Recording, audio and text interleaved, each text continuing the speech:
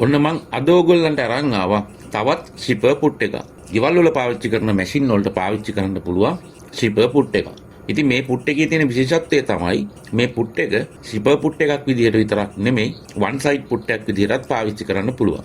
ඒ වගේම මොන හරි දෙයක් ළඟින් ගානට ගේජ් කරගෙන මහන්නත් මේ පුට් එක පාවිච්චි කරන්න පුළුවන්. බෑග් මහන අය වගේ ගොඩක් අය මේ පුට් එක පාවිච්චි කරනවා. මේකේ තියෙන විශේෂත්වයක් තමයි ඔයාට මේ පුට් එක වම් පැත්තට හෝ දකුණු පැත්තට ඉදි කටුවට කොච්චරක් ලං කරනවද ඈඩ් කරනවද කියන එක ඔයාටම තීරණය කරලා ඇඩ්ජස්ට් කරගන්න පුළුවන්. ඒ කියන්නේ වම් පැත්තට ඕන නම් ඉදි කටුවෙන් වම් පැත්තට දාගන්න පුළුවන්. දකුණු පැත්තට ඕන නම් ඉදි කටුවෙන් දකුණු පැත්තට දාගන්න පුළුවන්.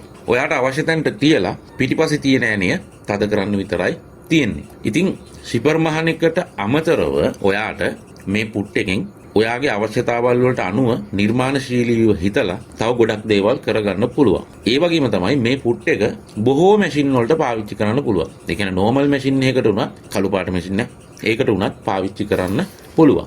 දැන් අපි ෂිපර් එකක් මහනකොට ෂිපර් එකේ වම් පැත්ත මහනකොට වම් පැත්තට සෙට් කරගන්නවා යන්නේ දකුණු පැත්ත මහනකොට දකුණු පැත්තට සෙට් කරගන්නවා. ඒ වගේම ඔයාට දැන් ෂිපර් එක ළඟින්ම මහන්න ඕන නම් ෂිපර් එකට හේතු වෙන්න ඕන මහනවා.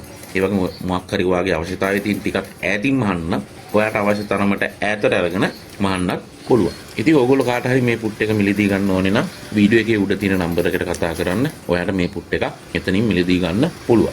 ඒ වගේම ඔයාට මේ වීඩියෝ එක වැඩක් වෙනවා කියලා හිතෙනවා නම් තවදුරටත් මගේ වීඩියෝ බැලුවා නම් හොඳයි කියලා හිතෙනවා නම් ඔයා මේ වීඩියෝ එක දැක්කේ Facebook එකකින් නම් Facebook page එක follow කරන්න, වීඩියෝ එකට like එකක් දාලා තවත් මේ වීඩියෝ එක කාට හරි ප්‍රයෝජනවත් වෙන්න වීඩියෝ එක share කරන්න.